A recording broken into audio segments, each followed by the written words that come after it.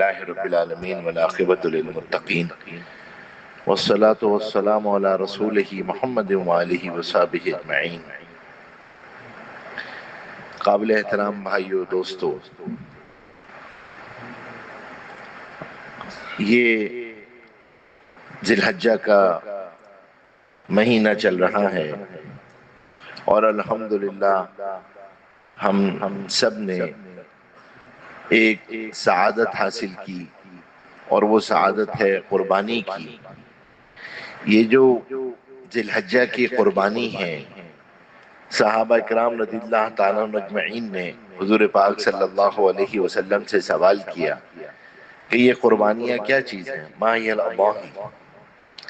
تو حضور پاک صلی اللہ علیہ وسلم نے فرمایا، جس کا مفہوم ہے کہ یہ تمہارے دادا ابراہیم علیہ السلام کی سنت ہے۔ محدثین نے لکھا ہے کہ سنت اس عمل کو کہا جاتا ہے جس پہ ہمیشگی ہوتی ہے، جس پہ مواظبت ہوتی ہے، جو ہمیشہ کیا جاتا ہے۔ تو حضور ابراہیم علیہ السلام سے تو یہ عمل ایک ہی مرتبہ ثابت ہے، اور ابراہیم علیہ السلام سے تو بیٹے کا ذبیحہ تھا۔ ہم تو بیٹے کا ذبیحہ نہیں کرتے، ہم تو دمبے کا ذبیحہ کرتے ہیں، جو اللہ جل شانہ نے ابراہیم علیہ السلام نے جب اپنے خواب کو سچا کر دکھایا تو اس کو پیش کر دیا۔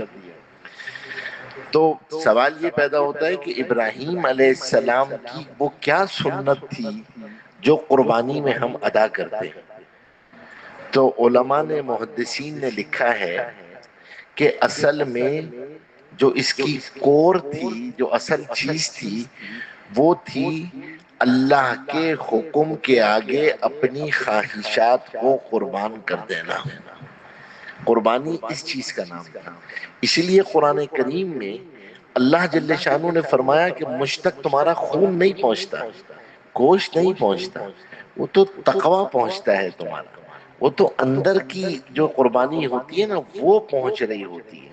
وہ جب تم اپنی خواہشات کو قربان کرتے ہو، خواہشات کو جلاتے ہو، خواہشات کو جلانے سے جو ایندھن پیدا ہوتا ہے، جو روشنی پیدا ہوتی ہے، اسے تقویٰ کہتے ہیں۔ تقویٰ اس روشنی کا نام ہے جو خواہشات کی قربانی سے حاصل ہوتا ہے۔ سوال یہ ہے کہ خواہشات کون سی؟ تو علماء نے لکھا ہے کہ اللہ کے حکم کے آگے جو خواہش آڑے آئے، اس خواہش کو قربان کرنا۔ انسان کے اندر اللہ جل شانہ نے اس کی جبلت میں خواہشات رکھی، نفس رکھا ہے، اور یہی اس کی بلندی کا سبب ہے۔ یہ فرشتوں سے زیادہ بلند ہے کیونکہ اس کے اندر گناہ کرنے کی خواہش ہے، اس کے اندر نفس رکھا ہوا ہے، اس کے اندر نافرمانی کے لیے اللہ تبارک و تعالیٰ نے نفس رکھا ہوا ہے۔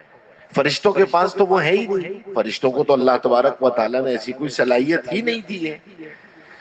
تو اجر تو اس وقت ہے کہ آپ کے پاس صلاحیت تھی، آپ کر سکتے تھے، آپ نے اس کو قربان کیا اور اللہ کے حکم کو پورا کر دیا۔ ابراہیم علیہ السلام کی حیات طیبہ میں یہی تو قربانی ہے۔ گھر کے اندر قربانی دے رہے ہیں، معاشرے رواج کے خلاف قربانی دے رہے ہیں، اور پھر اس قربانی کے اندر اللہ تبارک و تعالیٰ نے ایک سبق سکھایا ہے جو ہم سب کے لیے ہے۔ کیونکہ ہم جب خواہشات کو قربان کرنے جا رہے ہوتے ہیں تو سب سے پہلے شیطان وسوسے ڈالتا ہے۔ لوگ کیا کہیں گے، پیئر پریشر ہوتا ہے، سرکل، جس سرکل میں آپ موو کر رہے ہوتے ہیں وہ کیا کہیں گے، خاندان والے کیا کہیں گے، یہ کیا کہیں گے، یہ کیوں نہیں کیا، وہ کیوں نہیں کیا۔ تو یہ جو سارے کا سارا آپ کے اوپر پریشر پڑتا ہے، تو علماء نے لکھا ہے اللہ کی سنت یہ ہے کہ اللہ جل شانہ قربانی مانگتے تو ہیں لیتے نہیں ہیں، سرکمٹانسز پورے دکھاتے ہیں۔ ابراہیم علیہ السلام کو آگ ایسی دکھائی تھی کہ پرندے گر رہے تھے اس کے اندر، اس کی تپش سے۔ ابراہیم علیہ السلام نے جیسی چھلانگ لگائی وہ ان کے لیے گلزار بن گئی۔ موسیٰ علیہ السلام کو ٹھاٹے مارتا ہوا پانی دکھائی دے رہا تھا. قوم نے کہا کہ موسیٰ کہاں پھنس گئے؟ پیچھے فرعون ہے، آگے پانی ہے. قدم رکھتے ہی رستے بن گئے. اسماعیل علیہ السلام کی چھری اتنی تیز تھی کہ پتھر پہ مارا تھا تو پتھر ٹوٹ گیا تھا. پورا سرکمٹانس تھے کہ اسماعیل علیہ السلام نے کہا میرا چہرہ ادھر کر دیجئے گا ورنہ میرے چہرے کو دیکھ کے آپ سے چھری چلے گی نہیں. تو یہ پورا نظر آ رہا تھا کہ اب بیٹا کی گردن پہ چھری کٹے گی، لیکن کٹی نہیں. تو جب اپنی خواہش کو قربان کرنے جاتے ہیں تو یہ وسوسہ شیطان ڈالتا ہے، اور اسی وسوسے کو تو ابراہیم علیہ السلام نے رمی کر کے ختم کیا تھا. اور یہ رمی صرف حج، اللہ کو پسند کیوں آیا یہ عمل؟ کیونکہ قیامت تک انسان جب بھی نیکی کا ارادہ کرے گا، ہمارے استاد کہا کرتے تھے جب تک انسان نیکی کا ارادہ نہیں کرتا نا تو شیطان انویسٹمنٹ بھی نہیں کرتا. کہتا ہے اپنی پارٹی ہے، انویسٹمنٹ کرنے کی کیا ضرورت ہے، کوئی مسئلہ ہی نہیں ہے کوئی. ہاں جب آپ ارادہ کر لیتے ہیں کہ اب نہیں، اب تو میں نے حرام سے نکلنا ہے، اب تو میں نے حلال پہ جانا ہے، اب تو میں نے حقوق ادا کرنا ہے، اب تو میں نے اللہ کو منانا ہے، اب اللہ سے ناراضگی نہیں کرنی، اب شیطان وسوسے ڈالنا شروع کرتا ہے. لوگ کی کہیں گے، مسئلہ کیا ہوگا، خاندان والے چھوڑ دیں گے. اب وہاں پہ کیا کر رہے تھے؟ ابراہیم علیہ السلام لے کے چل رہے ہیں، اسماعیل علیہ السلام ساتھ ہیں. تو بوڑھے کی شکل میں آیا ابراہیم، یہ خواب ہے، خوابوں کی کوئی حقیقت نہیں ہوتی ہے، کوئی فرشتہ تھوڑی آیا تھا تمہیں کہنے. ابراہیم علیہ السلام سمجھ گئے کہ شیطان ہے اور فوراً اٹھا کے کنکر مارا، غائب ہو گیا. تھوڑا سا آگے بڑھے تو ایک نوجوان آ گیا، اس نے دونوں کو کہا کہ کیا کرنے جا رہے ہو؟ اسماعیل علیہ السلام کو بھی کہا. ابراہیم علیہ السلام سمجھ گئے، پھر اٹھا کے مارا. آگے بڑھے تو بچہ کی شکل میں آیا، اس نے اسماعیل علیہ السلام کو ورغلایا. تمہیں پتہ ہے ابا کہاں لے کے جا رہے ہیں؟ یہ ابا کہاں لے کے جا رہے ہیں تمہیں؟ اس نے کہا کہ ہاں مجھے پتہ ہے، اللہ کا حکم ہے، وہ حکم پورا کرنے کے لیے جا رہے ہیں. اچھا جب ان کی کمیونیکیشن ہو رہی تھی تو ابراہیم علیہ السلام سمجھ گئے کہ پھر یہ شیطان ہے، پھر کنکر اٹھا کے مارا، پھر وہ غائب ہو گیا. اللہ کو یہ عمل اتنا پسند آیا کہ قیامت تک ہر حاجی سے کہا کہ رمی کرو. لیکن یہ حج کی نہیں ہے. جب بھی آپ کسی نیکی کی طرف بڑھو گے اور شیطان وسوسہ ڈالے گا تو رمی کیا ہے؟ اعوذ باللہ من الشیطان الرجیم. تعوذ جو ہے نا یہ رمی ہے، اعوذ باللہ من الشیطان الرجیم. اب میں اس وسوسے سے تو اصل جو اپنا محاسبہ ہے اس ذی الحجہ میں، اور ہر ایک کو اپنا محاسبہ کرنا چاہیے کہ میں نے اللہ کے حکم کو سامنے رکھ کر اپنی کتنی خواہشات کو قربان کر دیا ہے. اب میں اللہ کی مرضی کو پوری کروں گا، کیونکہ اللہ تبارک اسلام جو ہے نا، اسلام کا مطلب ہے سبمیشن، ٹوٹل سبمیشن، اللہ کے حکم کے آگے گردن جھکا دینا. عشق جو ہے نا، اللہ سے محبت، یہ تسلیم و رضا کے سوا کچھ نہیں. عشق تسلیم و رضا کے سوا کچھ نہیں. وہ وفا میں خوش نہ ہو تو وفا بھی کچھ نہیں. اصل تو اللہ کو منانا ہے. ابراہیم علیہ السلام کی اس سنت سے جو ہم بکرے پہ چھری پھیرتے ہیں، ہم یہ دیکھیں کہ میں نے اللہ کو منانے کے لیے کتنی خواہشات کو قربان کر دیا. اور آپ اندازہ لگائیں ہر چیز میں قربانی ہوتی ہے، ایسا نہیں ہے. ایمانیات کے اندر قربانی ہے، نگاہ ادھر ادھر جاتی ہے، اس سے ہوگا اس سے ہوگا اس سے ہوگا، نہیں اللہ سے ہوگا. عبادات کے اندر قربانی ہے. نماز آپ کو فجر میں اپنے نفس کو مار کر اٹھنا ہوتا ہے، روزے میں بھوک کی قربانی ہوتی ہے. خواہشات کی قربانی کے بغیر تو عبادات پوری نہیں ہوتی. مال کی قربانی دیتے ہیں تو زکوٰۃ کی ہمت پڑتی ہے. اللہ کے راستے میں خرچ کرنے کے لیے آخرت سامنے ہوتی ہے تو اپنی دنیا کی خواہشات کو قربان کر کے آخرت کا سودا کرتے ہیں، اللہ کے راستے میں خرچ کرتے ہیں، انفاق فی سبیل اللہ کرتے ہیں۔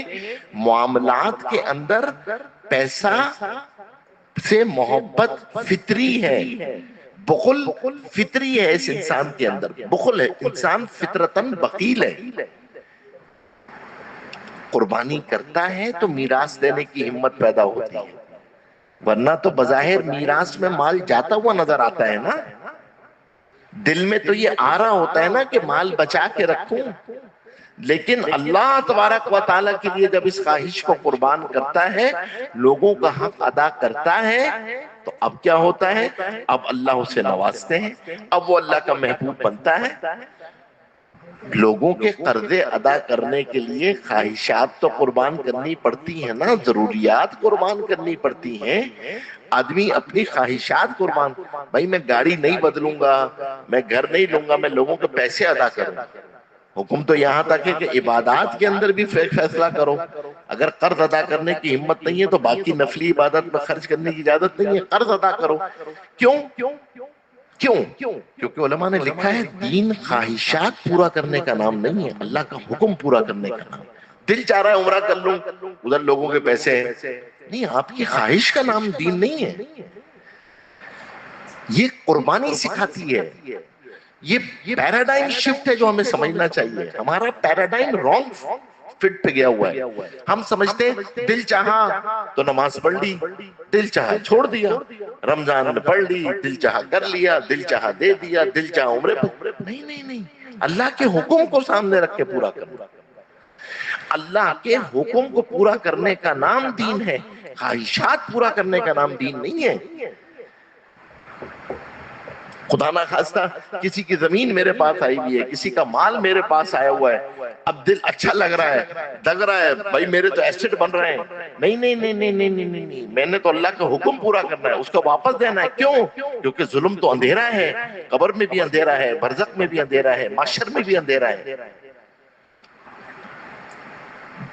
معاشرت میں قربانی دینی پڑتی ہے، ماں باپ کے حکم کے آگے گردن جھکانی ہوتی ہے، برداشت کرنا ہوتا ہے، اسی کو تو صبر کہتے ہیں، اس قربانی کا نام ہی تو صبر ہے۔ اس صبر کے ایندھن کے بغیر تو محبتوں کا چراغ جلتا ہی نہیں ہے۔ آپ کو برداشت کرنا ہوتا ہے، کہیں جذبات کی قربانی دینی ہوتی ہے، کہیں الفاظ کی قربانی دینی ہوتی ہے، کہیں خاموش رہنا ہوتا ہے، آپ کو اپنے آپ کو برداشت کرنا ہوتا ہے، اپنی زبان کی لگامیں کھینچ کے رکھنی ہوتی ہیں۔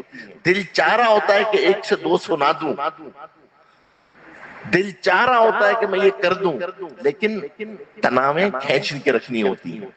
یہاں قربانی کرنی ہوتی ہے، دل ٹوٹتا ہے بالکل، ایسا ہو ہی نہیں سکتا کہ دل نہ ٹوٹے، لیکن جب تک یہ دل نہ ٹوٹے اللہ تبارک و تعالیٰ آتے نہیں۔ آرزویں خون ہو یا حسرتیں برباد ہو، اب تو مجھے بنانا ہے اسے تیرے خاطر۔ یہ تو اللہ کی سنت ہی عجیب ہے، اللہ ٹوٹے دلوں میں رہتے ہیں۔ یہ جب دل ٹوٹتا ہے نا اور پھر اللہ کی طرف آدمی متوجہ ہوتا ہے، محبت کا چراغ تو جلنا وہاں سے شروع ہوتا ہے۔ جو کہتے ہیں تو بچا بچا کے نہ رکھ، یہ آئینہ ہے وہ آئینہ، جو شکستہ ہو تو عزیز تر ہے نگاہ آئینہ ساز میں۔